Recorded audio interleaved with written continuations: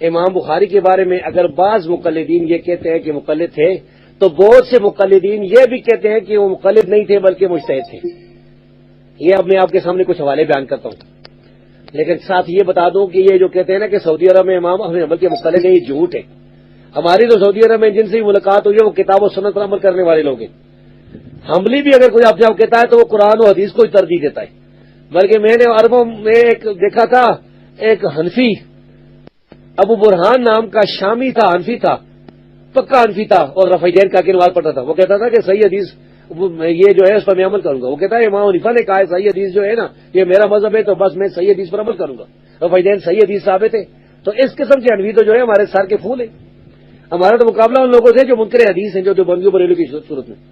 اب یہ دیکھیں، یہ جو مقلدین ہیں نا دیوبندی بریلوی، ان کے اب اقوال سنیں۔ رشید احمد گنگوئی کا نام اگر آپ نے سنا نہیں ہے تو سن لیں۔ رشید احمد گنگوئی دیوبندیوں کا ایک بہت بڑا مولوی تھا، اور ان کے جو 3 ارکان ہیں ان میں سے ایک تھا۔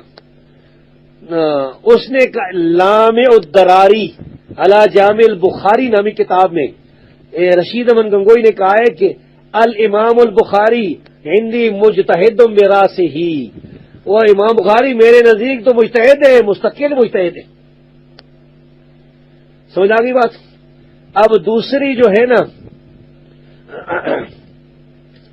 دوسرا مولوی ہے جی انور شاہ کشمیری نام کا دیوبندی، اس نے مقدمہ فیض الباری میں لکھا ہے، اس نے یا کسی دوسرے دیوبندی بریلوی نے، بہرحال جس نے مقدمہ لکھا ہے نا اس میں لکھا ہوا ہے وَعَلَمْ أَنَّ الْبُخَارِيَّ مُجْتَہِدٌ لَا رَيْبَ فِيهِ، جان لو کہ بخاری مجتہد ہے، اس میں کوئی شک نہیں۔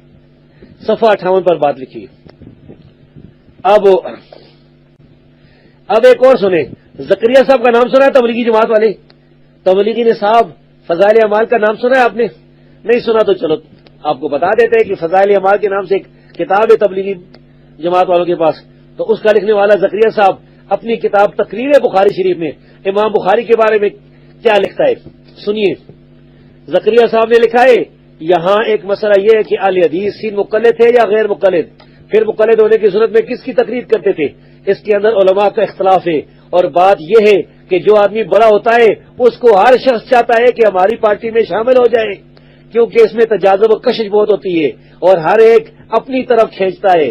چنانچہ امام بخاری رحمہ اللہ کے متعلق غیر مقلدین تو کہتے ہیں کہ وہ غیر مقلد تھے اور مقلدین ان کو مقلد مانتے ہیں۔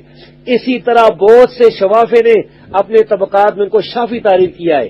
چکی کا پارٹ یہ ہے کہ امام بخاری پختہ طور پر مجتہد تھے۔ یہ بات ختم ہوئی زکریا صاحب کی، یعنی چکی کا پارٹ مطلب یہ کہ پکی بات یہ کہ امام بخاری جو ہے وہ مجتہد تھے، مقلد نہیں تھے، یہ انہوں نے تسلیم کیا۔ سلیم اللہ خان کا ایک دیوبندی کراچی میں ہوتا ہے، کراچی میں مدرسہ بھی چلا رہا ہے جامع فاروقیہ، فضل الباری کے جو ہے نا مقدمے میں شروع میں جلد نمبر 1 صفحہ 36 پر وہ لکھتا ہے بخاری مجتہد مطلق ہے۔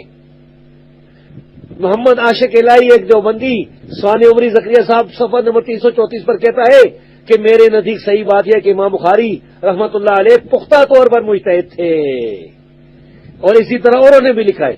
اس بارے میں اگر تفصیل آپ دیکھنا چاہیں تو ایک مولانا محمد ادریس ظفر صاحب انہوں نے کتاب لکھی ہے صحیح بخاری اور امام بخاری احناف کی نظر میں، بڑی عظیم الشان کتاب ہے۔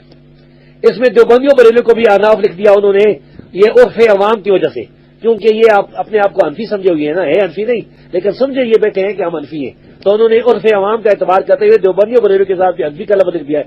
بہرحال یہ کتاب بہت عظیم الشان ہے، بلکہ آپ بھائیوں میں سے کسی کو یہ کتاب حاصل ہو جائے تو اس کو سکین کر کے نیٹ پر بھی دے دیں۔ جی عظیم الشان، اس میں تو انہوں نے اتنے حوالے دیے آگے امام بخاری کے بارے میں، تو امام بخاری مقلد نہیں تھے، مجتہد تھے۔ خود ان کے جب بڑے مانتے تو انہیں کہیں کہ بھائی تم کیا کہتے ہو، کچھ اپنی اداؤں پر غور کرو، اگر ہم کریں تو کوئی بات عرض کریں تو شکایت آپ کو شکایت ہوگی۔